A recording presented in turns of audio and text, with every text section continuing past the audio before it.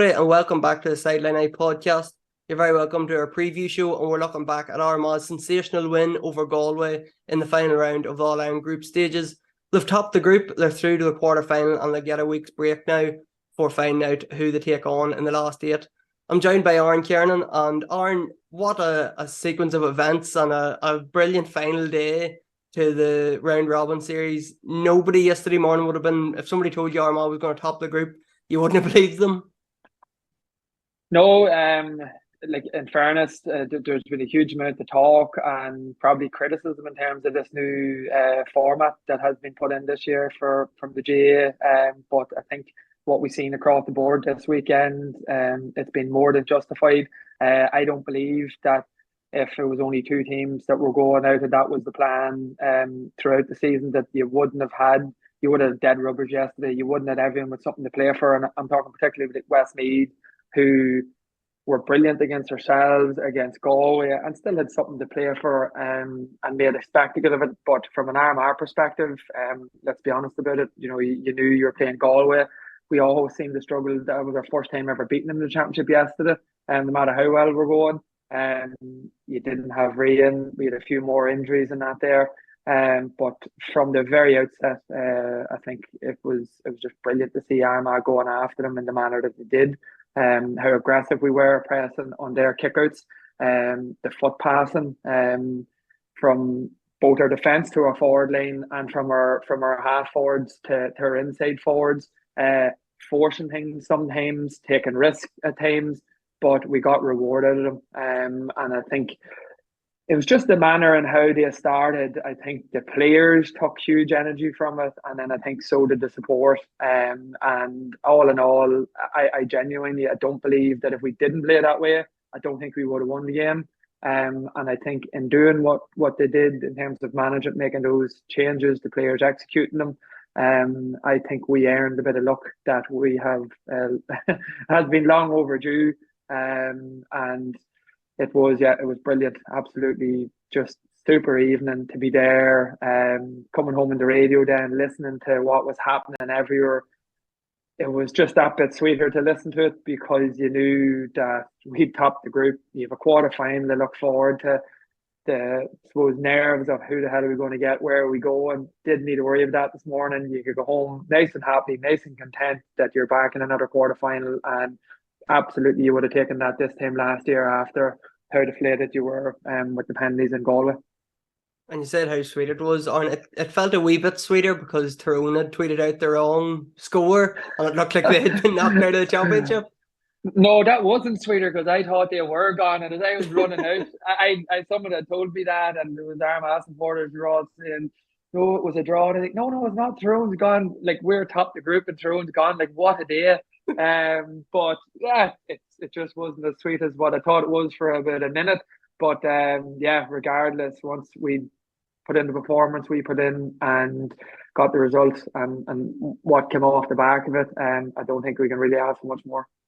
And obviously topping the group through to the quarter final, we'll obviously talk about it later on and in the coming weeks. But I think it's the first back-to-back quarterfinals that Armagh have reached from 2006. Am I right saying that? You would be, yeah. Which was the norm back then, but unfortunately hasn't been since. So again, I suppose how deflating it was to go and lose the Tyrone last day of the league and the relegation that came from that. It was a blow at that stage, but management were fairly clear that it was all about championship and progressing from what we did last year in terms of championship. We're back to the same stage again. Like I said just a moment ago, they'd have taken the hand off you to get back to here to try and rectify that, to try and go one step further and see what comes off the back of that there. So yeah, like yesterday morning, you're going down the road, you're looking at permutations, you're wondering where you're heading. Is it next weekend? To be honest with you, top in the group and a weekend off. If you're an extremely hopeful Armagh supporter, if you were cocksure of that there, like there's always that bit of hope, and obviously there was never going to be anything in it. Like, it's not, you weren't going down the road thinking we were going to get a hammering here. It's just, I suppose it's just the way Galway play. The fact they've sort of had our number this past few years, regardless of how well we're going. They can play in a stalemate. They can bore you to death if they need to, and just do enough to get across the line. So you're just being practical and thinking in those terms. But again, I just go back to it's how Armagh started. It's the intent that they played with, putting them in the back foot, asking them questions, putting them in one-on-one situations, exposing them, particularly defensively, because that's where they're so comfortable. And that all came off the back of us taking risks, us forcing passes, us having men ahead of the ball in positions to win them, take men on and one-on-one, have someone coming off the shoulder. There's just so many small things that made a huge difference. And it was so exciting because it was score for score. I think the game was level 12 times throughout. And it was just, I suppose, the start of the second half. Armagh were obviously trailing at half time. Come out, got the first 3 scores of the second half. They're right back in the game. Galway get a reply. Armagh come up, go ahead. Then Galway go ahead. It was just so back and forth. And it just felt like a big championship game, didn't it? Just had that feel about it. It did. The physicality that there was, the hits. And I suppose, like, one thing again, and it's maybe a bit of a throwback, the amount of contested kickouts, the amount of kickouts that particularly Ben in the second half, like, had a monstrous game. The ball that he fetched, the lift that gives everybody around us. But I think what typified him was, like, brilliant for me was he fetched one ball in front of the stand and he literally just hits the ground. And too often now you see people, he was swarmed because he was contesting it with someone and there was loads of people in the ground just as he landed. And too often you see a mark, you see it going backwards or whatever. His 2 feet literally hit the ground. Jason Duffy comes off his shoulder, he gets a quick hand pass, out of contact, and next thing, bang, we're gone. The whole crowd roaring him, and he goes up, kicks the ball over the bar. And, you know, that's traditional, old school football. Huge, you know, it's 50-50. He's just lumping the ball out. He puts it to the area he wants to go for, so he's done his job. It's then up to Ben to go and fetch, and he did it. Someone off his shoulder. Like, it's textbook. That's exactly what you want. If someone's pressing you and you have no options, don't go short. Put it out the middle of the field. Fight for it. If we win it clean, brilliant. If we can't, who's the foot soldiers on the ground that's going to pick it up? And I say Jason Duffy had timed his run to perfection, literally off his shoulder, up the field into open space and over the bar. And I think Armagh just took massive confidence in that there. I think it spooked Galway then because they made a change in the middle of the field and then they moved McDaid back to wing half back. And I think that took so much away from them. So it did, because he wasn't driving up the field then the same way as he was in the first half. But again, that all come because we were making them have to make those switches. We were the one who were calling the shots and playing the game on our terms. And because we did that, they then had to rejig it, and it took away from a scoring threat or a driving power that McDaid then had. So again, of course there's risk in doing that there. There's risk in going long. It practically is a 50-50 opportunity, but sure, wasn't it well worth it? And their kickouts as well. I know our viewers have had a bit of frustration this year that Armagh sitting back off kickouts at times, but there was times yesterday they pushed right up, and I think they did get a hot ball at one stage, but there was a couple of times and the crowd starts roaring when the keeper's taking so long to kick it out.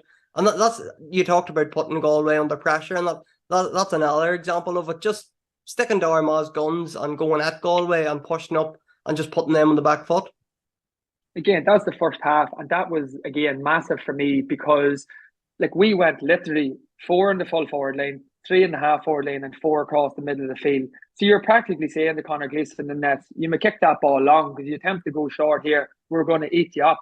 So you're putting pressure on him and you're forcing him. And again, without, like, and it's an observation, like, but there's times where Armagh supporters or I've been frustrated where we've dropped off. Like, I go back to the Kerry game. We drew level with them in Kerry and then we retreated everyone outside the 45. Give a team of that quality the ball to just come up the field. And next thing they kick 2 scores, you get beaten. It's deflating because you have them. And we kicked the equaliser from a free, if I remember correctly, that night. So a free in particular gives you the opportunity to get a proper organised press on and pressurize them. Our boys were all moving, they were vocal, because it's something that they'd planned all week of training. It was clear as day. You know, it was pure intent what they were doing. And whenever you see something that you've planned coming off, that gives you energy. But we were all sitting in the stand and we could see what we were doing. We could see the positive approach. So your supporters then get behind you and back. And at the end of the day, that's what Gaelic football's tribal. It's in your face. It's aggression. It's going after things. And that's what we were doing.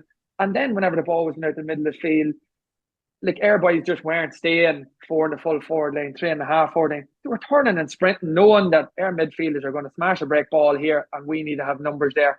And to be honest with you, a couple of times McDade and Kelly in particular, they picked up the breaks, cut straight through us, and you're like, Jesus, that risk, we could be in trouble here all day, but we stuck to our guns. Not all the time did they press and did they go as extreme, but certain times we did, and I think it massively contributed to being the reason why we ended up beating them yesterday. They had a penalty, they missed it, did a free kick at the end. These things all happen. We missed opportunities as well, but I just thought that there in particular that you mentioned was huge, because I think it gives the players energy, because it's something that you're plotting and planning, and whenever it works and you're on the field, you feel that yourself, and it just gives you that bit more of a drive, a bit more impetus, and I think it just was infectious across the whole field. And I think the older yard deserve a mention too, Aaron, because I think they were the driving force. It was Aidan Falker, Rory Grugan, Stephen Campbell, Andrew Murnan. I think they were the four that just took the fight to Galway from the very start, and Falker coming up and kicking the point in the first half. Obviously, Murnan and Rory, the free at the end. Soupy was involved an awful lot. I think he kicked 2 points. Like the older yard was sort of driving it on, weren't they? Yeah, and then Aidan's point as well too, laid on. Like he had one in the first one, the second half. I thought Aidan was exceptional. I thought across the whole game, while there was good performances from them, from Kelly obviously, and we had a number of good performances. I thought he was outstanding in his defensive duties. But for me, like to be fair, he's got the man marking job and sort of been left in the full back line, isolated, the blot of the top player. And he does like to use his fitness and still get up the field, but he wasn't an inside lane defending yesterday. And I think that again contributed. It was another switch from management, but I thought it was a positive one, because he was the one who was offering us the outlet to kick from defence to attack. And with his ability to kick, what that does is if you have the people ahead of the ball and you have someone of the quality of him who's a foot passer, he's giving you a good ball. He's playing to our advantage. But then as Soupy was winning it, as Jason was winning it, or Groogs, they're taking their man on straight away. So again, I'd made this point a while ago, is that Galway then aren't set. They're not able to just communicate, pass people on. They're scrambling. They're under pressure. You don't have time to communicate properly. But that all comes. Is there a bit of a risk in a foot pass? Of course, there's a bit of a risk. But like, he's a quality foot passer, so why not use it? So again, a tactical switch, playing someone differently. You have to give management credit. It was massive in contributing to how we were able to play whenever we had possession, because he was able to give quality ball to boys. And then if you give forwards quality ball, they stay up the field. The quicker they get the ball from a foot pass in particular, the quicker then they can get it to the inside lane. So then what happens from him kicking their half forward lane? It meant that Rory was able to hit the pinpoint passes inside, because there was more often not 1-on-1. Sometimes there were 2-on-1, but we were still getting something out of them. Like the one that goes from the stand side diagonal to Turbo, throws a bit of a shimmy off his right foot, cuts back onto his left foot, chips it over the bar. Of course, there's a risk in that there pass. It could have been intercepted.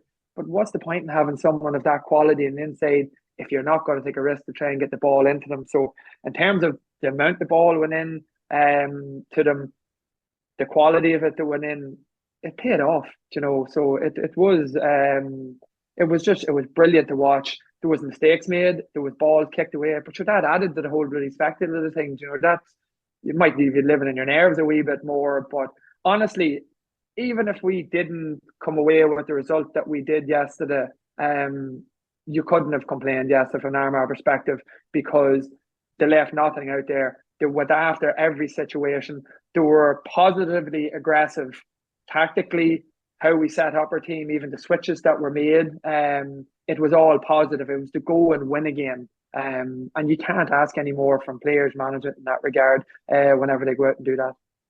And very nearly didn't get the result with a free at the end. Well, I suppose we'll start with positive. We'll start with Armagh's free and Andrew Murnan's turnover and his long bush and run up the field and his collapse basically when they get into the forward line, and a handy enough free, I suppose. But we'll not complain. Rory tops it over. Time's up. 3 minutes is up, and then Galway come down the field.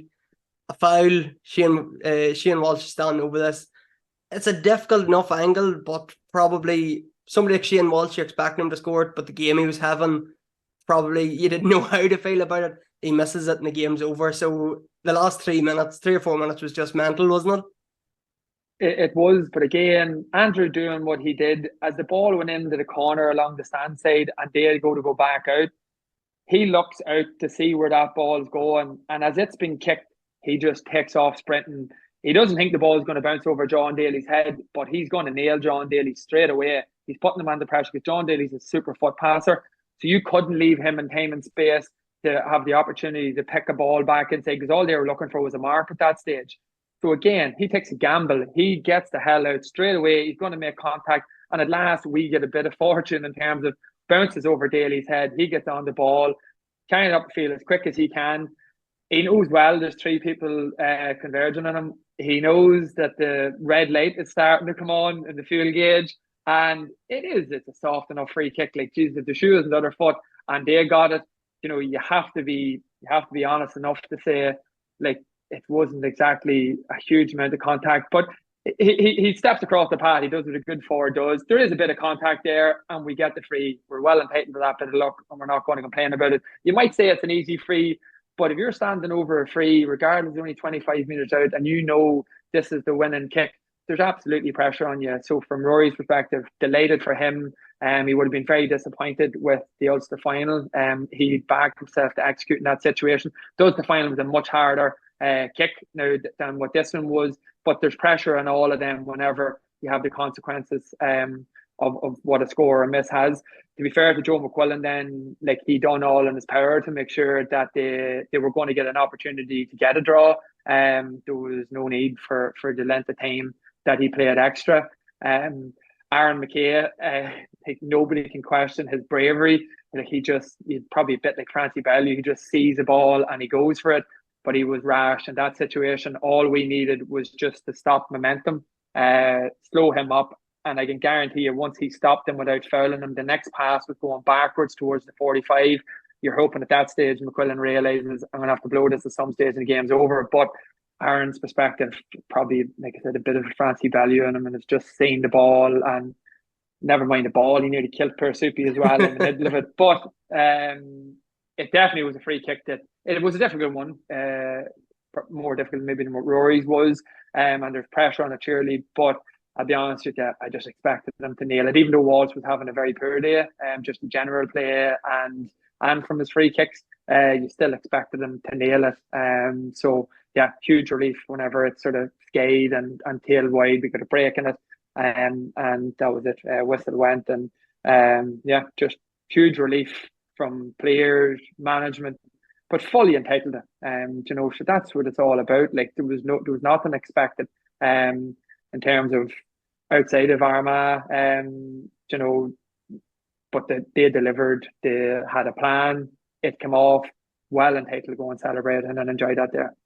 And Walshy missed the penalty as well. I don't think we can wrap up without giving Ethan a shout out, because there's plenty of people still don't believe a whole pile in his goalkeeping abilities, but pulling off that save, and it wasn't the best penalty in the world, but he guessed the right way and he saved the penalty. So what more can he do? Absolutely, you have to give him credit. Everyone said he's an outfield player. He can't read where the ball's going. I don't think we're going to be just calling him the cat just yet in terms of his movement, but he judged the right side. He held on to it too. It didn't break away from him back where Walsh can tap it in. But that was massive, because I'll be honest, at that stage, Kelly and McDaid in particular were flying. Walsh had come in from the sort of shed side and kicked one off his right foot not long before that there. A penalty could have sparked him into life, but it just seemed to totally deflate his confidence altogether. So it had a huge significance in the game. I think they had opened up a wee bit of a lead at that stage, just given how composed they are whenever they're on the ball. It would have made it a difficult afternoon. So no, it's massive, absolutely huge save on his behalf. On the quarterfinal, we'd obviously mentioned earlier, first time back to back in since 2006. We don't know who they're playing yet. Obviously, the draw is going to be next Monday. If Tyrone and Galway win, they have to avoid them. So it'll either be the winner of, I think it's Cork and Roscommon, or Monaghan and Kildare, I think was the two draws. We'll not get too ahead of ourselves trying to work out who we're going to be playing anything. But on our quarterfinal, a week's break with Morgan back, hopefully Rian back, Archie O'Neill's back playing, Tiernan Kelly could be back. Armagh's it looks like Armagh is going to be in a really strong position for this quarter-final with the week's break and a few byes coming back in. Yeah, well, obviously, Oxygen came back and played his full first 60 minutes for ourselves in the league game last week and was moving well.